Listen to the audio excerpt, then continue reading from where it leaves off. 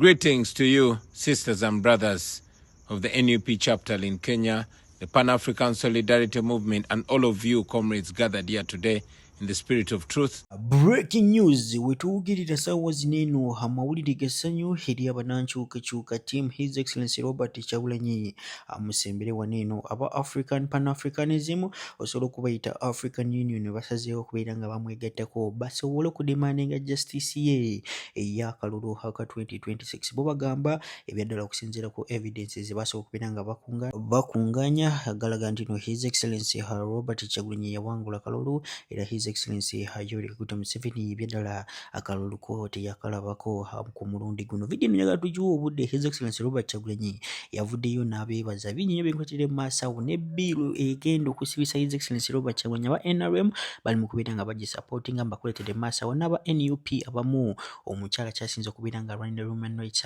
y'Abannayuganda wali mu Canada mu maaso awo naye abikunnyodde lwaki baagala okubeera nga babireetawo mu biseera bino His Excellency Robert Kyagulanyi ng'afulumye mu eggwanga biri very sensitive sokoleze bino tumanye tuyongereyo.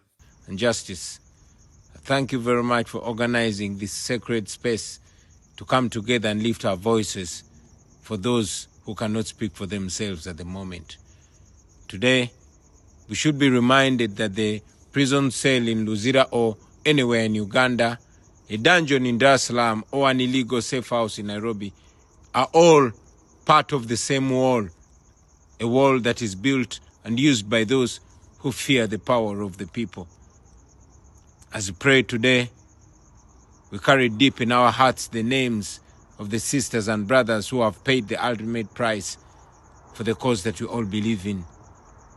We think about people like Dr. Kizza Besigye, who was abducted right here in Nairobi on Kenyan soil, illegally extradited to Uganda, and is still in prison, held and denied bail even when his health is deteriorating. We think about Olivia Lutaya, Eddie Mutwe, Doreen Kaija, Alex Waiswa Mufumbiro, and hundreds of NUP leaders and supporters who are languishing in prison for only dreaming of a new Uganda. We pray for the comrades in Tanzania like Tundu Lissu and many young activists and freedom fighters across East Africa who have disappeared or detained simply for saying no to injustice. Comrades, prayer is not a sign of weakness. It is a great sign of defiance because we are bringing our petition before the highest of authorities, the Almighty God.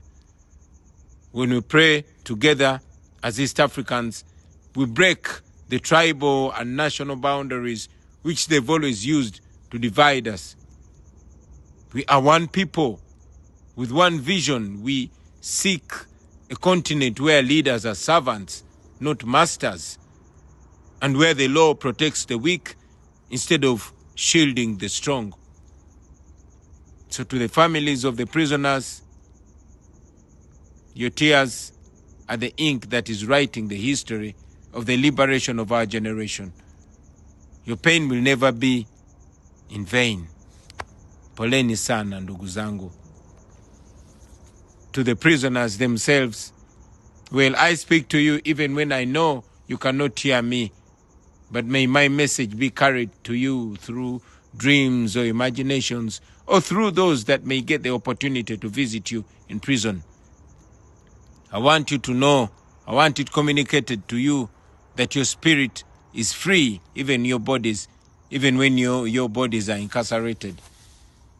Those walls will fall, and the truth will set all of us free. To all of us present here in Nairobi, physically, or some of us who are present virtually, all those who will see this message later on, and all those who can carry it on further, let this prayer be a spark that ignites a relentless solidarity across borders and wherever we may be scattered all over the world. Just like the oppressors are united in their evil, let us be united for a free East Africa and a free Africa. Let the world know that East Africa is waking up more and faster every day. and we shall not and cannot be stopped. No, we shall not. We shall neither be intimidated nor silenced. Ndowooza message mugiwulidde loud and clear. His Excellency Robert Kyagulanyi, oh my God, he is there. Awo nga twitadde ku mabbali omukyala guli mu kubeera ng'olaba ku screen yo amanyikiddwa nga Thrones finally aleese bwino omukambwe ku mateeka amapya agaagala okuyingirawo. Obadde okimanyi His Excellency Robert Kyagulanyi ayinza obutakomawo mu ggwanga Uganda kubanga wakomerawo bwe bati wakusibibwa maisha. Video nyago gy'obudde gwe munankyukakyuka oba osobola gisharinga mu WhatsApp groups ez'enjawulo wamu ne Facebook group, TikTok osobola okukatinga clips ezimu nosobola okubeera nga ozitambuzayo naye nga tetunagenda nyongera okujjukiza omukulu amanyikiddwa nga Haji Haruna walinnyo okulomba eddwago w'ennangulu n'ebizibu soka omuwulirize tumale tuyongereyo n'omukyalo ono ng'akunyonnyola amateeka gye baagala okuimplementinga okuleseni wa NRM ng'akola ki agiwagira mu maaso sokolabe. Assalamu alaikum warahmatullahi wabarakatu. Yenze Haji Haruna omusomi w'edduwa asangibwe Bulumagi ku luguudo lw'Ejjinja nkola ku bintu ebyenjawulo nga muli endwadde zitawaanya abantu aba bulijjo. Nkola ku abo bonna abalina ebizibu mu mukwano. Bw'oba olina ebizibu mu mukwano jangu gyendi neeyonera nsobole okumalira ensonga. Nkola ku mikisa egy'emirimu, nkola ku abo abaagala okugenda ebweru, buntu nk'okozesebwa amajiini, okozesebwa saitwani, ebyo byonna mbikolako. Osobola okukozesa ennamba z'olaba ku screen oba okuweereza obubaka ku WhatsApp. So Bobi Wine posted something on what the government has tried to pass the law on foreigners being jailed. And that would include even Bobi Wine himself. So his son, Solomon Kampala, made a post on X, and I'm going to show you that post. So this is the post that Solomon Kampala made.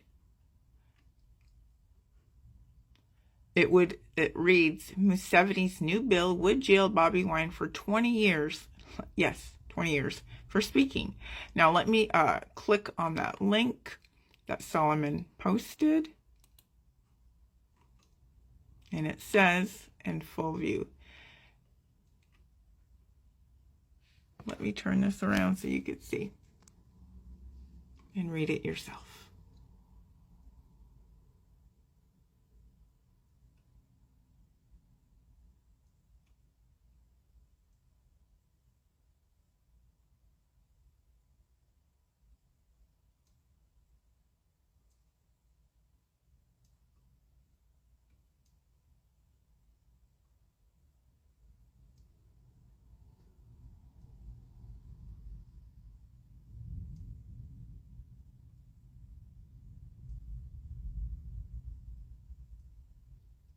And it has a link to the bill. Sorry, I thought there was a link. There is not. So Solomon Kampala, that's what he posted. So you can slow down my video and see and watch it and read it for yourself. So yes, Bobi Wine himself would be jailed just for what? Speaking against the government? He's not even a foreign national, but he would be considered foreign because he's not in the country. But he will be back home. But that is the new laws. So it seems that the National Resistance Movement, Museveni, and the government are trying to pass all these bills and laws while Bobi Wine and his family are out of the country to prosecute him still for simply speaking up, for having a difference of opinion politically. This is what I call bullshit. But this is why I don't like what is going on and why I speak up. And so that is why Bobi Wine wants to return home, because he knows that things are changing and he doesn't want to be away from home. Bobi Wine wants to return. His family wants to return home.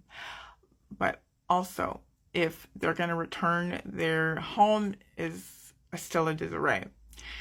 I'm hoping that family members have made some changes, some modifications to the home.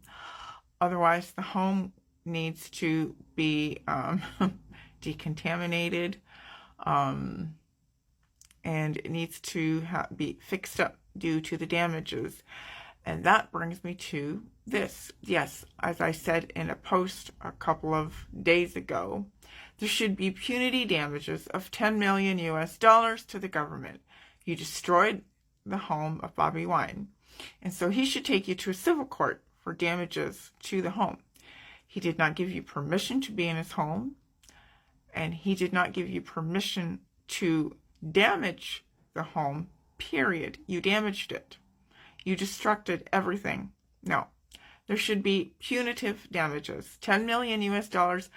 It's just a drop in the bucket, but that is something that Bobi Wine and his family should discuss with attorneys. If not Robert Amsterdam, I know somebody within the Radical New Bar, any other lawyer, any lawyer would be glad to take this case because he would win easily. Damages in a home and I didn't give you permission to enter in? No. Damages will be brought and forthcoming. At least that is my opinion. He should do that. Bobi Wine and his supporters are already protesting against a bill that is yet to be passed into a law in Uganda. That is the Protection of Sovereignty Bill. Now, I think this is what they call guilt consciousness. Someone feeling guilty already, even before his name is mentioned. Because this bill is seeking to promote sovereignty. And in any case, if you don't understand what sovereignty means, this is the absolute and supreme authority of a nation to govern its territory, manage its affairs, and make its laws without external interference. Now, Bobi Wine, on the other hand, is pretending to fight for the betterment of Uganda. He wants to bring a new Uganda, but without sovereignty. So clearly now, you cannot even continue lamenting why we keep telling you that you are a puppet. Because I saw Bobi Wine on one of the channels where he was hosted, he was lamenting, saying, I don't know why for us, the opposition, whenever we work with the foreigners, they say we are puppets. And when the government goes there to get funding, they don't talk about it as being a puppet. Okay, Bobi Wine, I want to tell you this. The difference lies in the bargaining power. You are a beggar. You are a desperate man.